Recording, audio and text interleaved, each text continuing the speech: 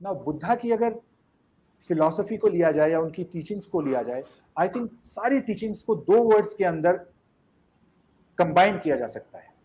एक love, second compassion, बल्कि वो कंपैशन को बहुत ज्यादा वर्ड को यूज करते हैं, करुणा। तो प्रेम और करुणा, कहते हैं कि जीवन के 2 ही ध्येय हैं, एक कि आप आनंद की तरफ जाएं और दूसरा आप परेशानियों से बचे रहें। तो प्रेम जो है वो आनंद का सृजन करने में हेल्प करता है, और करुणा जो है वो हमें ये शक्ति देती है कि दूसरों के दुखों को देख भी पाए और उनको उन दुखों को कम करने में अपना उनका कारण भी बन सके। तो प्रेम और करुणा की हमारे जीवन में जो प्रधानता है या उसको इतनी इंपॉर्टेंस दी गई है स्वामी जी, क्यों? और आप कैसे हम लोगों को मतलब गिव अस द पॉइंटर्स, हमें कुछ निर्देशित कीजिए कि हम सुलभता से इसको अपने जीवन में छोटी छोटी चीजों में, दिनचर्या में कैसे प्रेम और करुणा को इंटीग्रेट कर सकते हैं। एक तो देखो अरुण जी, जैसे भगवान बुद्ध का है तो उन्होंने कि परमात्मा कहीं स्वर्ग में बैठा, कहीं दूर कैलाश में बैठा, कहीं बैकुंठ में बैठा, कहीं गोलोक धाम में बैठा है, ऐसी बातों को उन्होंने महत्व नहीं दिया है, स्थान नहीं दिया है। इसलिए कभी कभी बहुत से लोग उनको कहने लगे बुद्ध नास्तिक थे। लेकिन बुद्ध ने जिस ढंग से करुणा और प्रेम की बात की, और गीता में भी भगवान कृष्ण ये बात कह रहे हैं, बार बार कृष्ण ये बात कह रहे हैं कि जो ज्ञानी है वो सर्वभूत हिते रता, सबके हित में, प्राणी मात्र के हित में, अद्वेष्टा सर्वभूता नाम, गीता के 12वें अध्याय में भगवान कहते हैं अद्वेष्टा सर्वभूता नाम मैत्री करुण एवचा, कहते हैं भगवान मेरा भक्त मुझे कौन सा प्रिय, भगवान कृष्ण गीता में कह रहे कि मेरा भक्त मुझे कौन सा प्रिय है, जो अद्वेष्टा सर्वभूता नाम मैत्री करुण एवचा, जो प्राणी मात्र के प्रति जिसके मन में करुणा और प्रेम है। तो जिसके मन में करुणा है, प्रेम है, वो प्राणी मात्र के लिए वो भगवान कहते हैं मेरा, मुझे ऐसा भक्त मुझे प्रिय है, यो मद भक्ता समे प्रिय, ऐसा भक्त मुझे प्रिय है।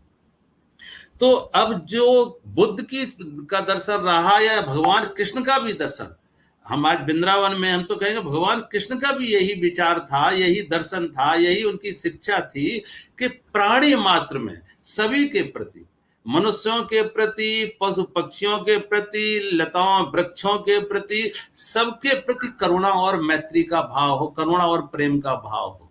अगर देखो करुणा प्रेम हमारे अंदर है तो हम फिर ये विभाजन नहीं करेंगे किसको देना है किसको नहीं देना है। अगर है ही नहीं, वो कहना, उसमें कहते हैं पर रबिया नाम की फकीर थी, उसके पास एक हसन नाम का एक और दूसरा फकीर आया, तो उसने एक दिन रबिया कहा, रबिया अपनी थोड़ा कुरान देना, इसे हम पढ़ना है।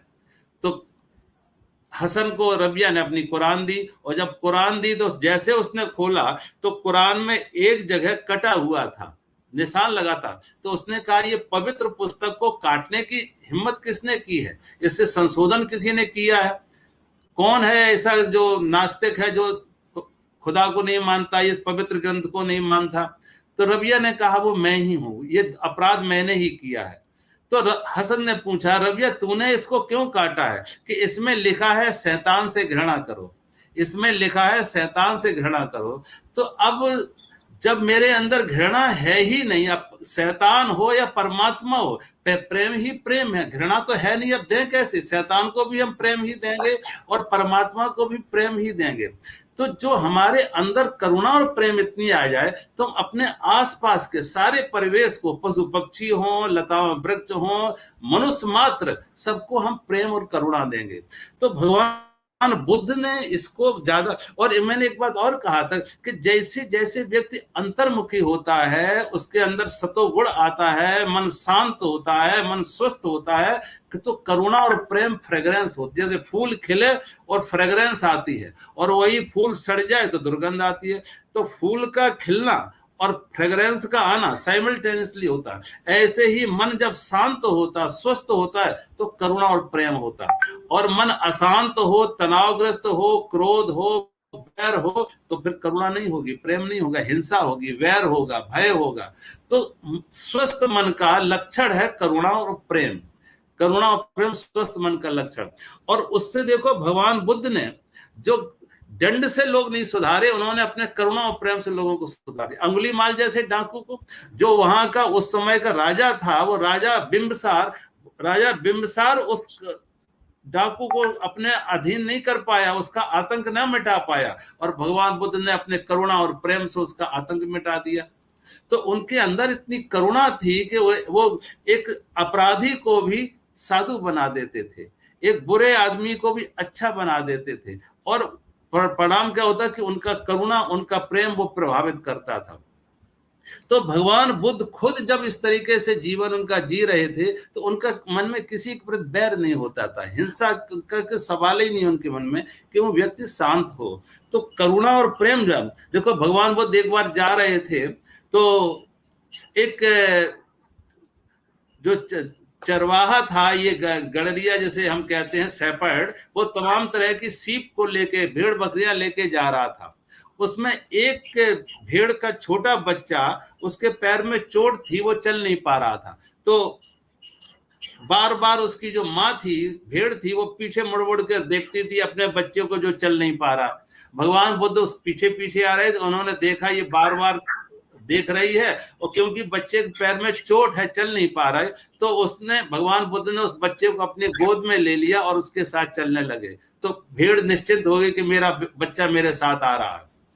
तो भगवान बुद्ध ने उस शेपर्ड से पूछा, चरवाहे से, ये कहाँ लेके जा रहे? कहा, राजा बिंबिसार ने यज्ञ रचा, उस यज्ञ में हम लेके जा रहे हैं, और किस लिए? कि इनकी आहुति दी जाएगी।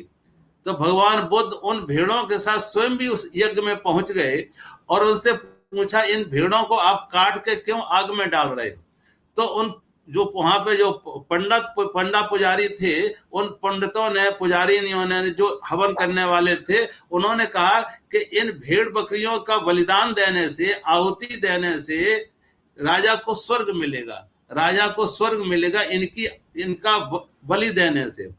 तो भगवान बुद्ध ने कहा, अगर इन निरीह पशुओं की बलि देने से राजा को स्वर्ग मिलेगा, तो भगवान बुद्ध ने कहा, मेरी आहुति दे दो, मेरी बलि दे दो, राजा को और अच्छा स्वर्ग मिलेगा। और भगवान बुद्ध उस बल वेदी पर खड़े हो जाते कि मेरी बलि दे दो, तो राजा को और उत्तम बड़ा स्वर्ग मिलेगा।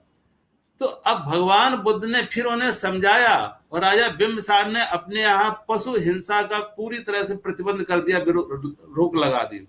अब उनकी करुणा और प्रेम से उन्होंने किस तरीके सामाजिक बुराइयों को दूर किया। जो एक हवन में, यज्ञ में पशु बलि देते थे, नर बलि तक तो देते थे, कहीं कहीं नरी बलि की भी प्रथा होती। तो इस तरीके की जो बुराइयां थी, आज भी तमाम, देखो तमाम देवी के मंदिर में, कहना अभी पिछले दिनों कलकत्ता का काली मंदिर, आज भी पशुओं की बलि वहां दी जाती है। आप उस मंदिर में जाओ, लगता नहीं मंदिर जैसे, लगता है जैसे कत्ल खाना हो, चारों तरफ खून बिखरा हुआ है। और जो मंदिर के जो पुजारी हैं, वो पुजारी कम लगते हैं, बिल्कुल जल्लाद लगते हैं। उनके स्वभाव में इतनी क्रूरता है, हिंसा है, क्रोध है, कि लगता ही नहीं कि यहाँ कोई देवी का मंदिर है। अब एक मंदिर में मैं गया, तो उस मंदिर में जाके देखा, पूरा फर्श भरा हुआ था खून से, क्योंकि एक बकरे की बलि दी गई। मैं बाहर से ही वापस लौटा, मैंने कहा यहाँ कोई माता नहीं होगी। अब एक तरफ तो हम माता कहते हैं, माता का अर्थ है जो ममता जिसमें हो, और वो माता खाली मनुष्य की ही नहीं, प्राणी मात्र की माता है। बताओ, भला कोई माँ इस बात से खुश होगी कि उसके सामने उसके पुत्र की हत्या हो, संतान की हत्या हो? कोई माँ खुश होती है? कोई मूर्तिकार इस बात से खुश होता है कि उसके सामने उसकी मूर्ति तोड़ी जाए? कोई जगत जननी जो माँ है, जगत माता है, वो इस बात से खुश होगी कि उसके सामने उसके ही प्राणियों की हत्या की जाए? लेकिन ये मंदिरों में बैठे हुए जो मांसाहारी लोग हैं, जिन्हें मांस खाना है, तो देवी देवताओं के नाम से मांस खा रहे हैं, बलि चढ़वा रहे हैं। तो ये तमाम तरह की बुराइयां जो समाज में व्याप्त हो गई थी, भगवान बुद्ध ने उनको विरोध किया। अब वो विरोध करने का क्या है कि उन्होंने करुणा और प्रेम से सबके हृदय परिवर्तन किए। तो बहुत बार देखो, संत अपने करुणा और प्रेम से, जो राजा दंड से नहीं सुधार पाते हैं, बदलाव लाते हैं, वो एक आत्म क्रांति, अंतर क्रांति संतों के करुणा और प्रेम से हो जाती है।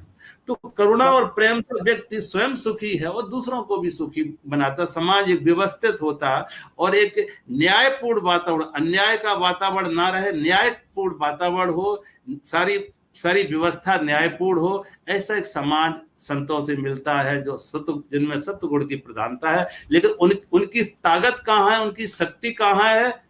और राज शक्ति उनके हाथ में नहीं, उनके अंदर है करुणा की शक्ति, प्रेम की शक्ति। वो शक्ति से समाज में बदलाव वो लाते हैं, परिवर्तन लाते हैं, क्रांति लाते हैं।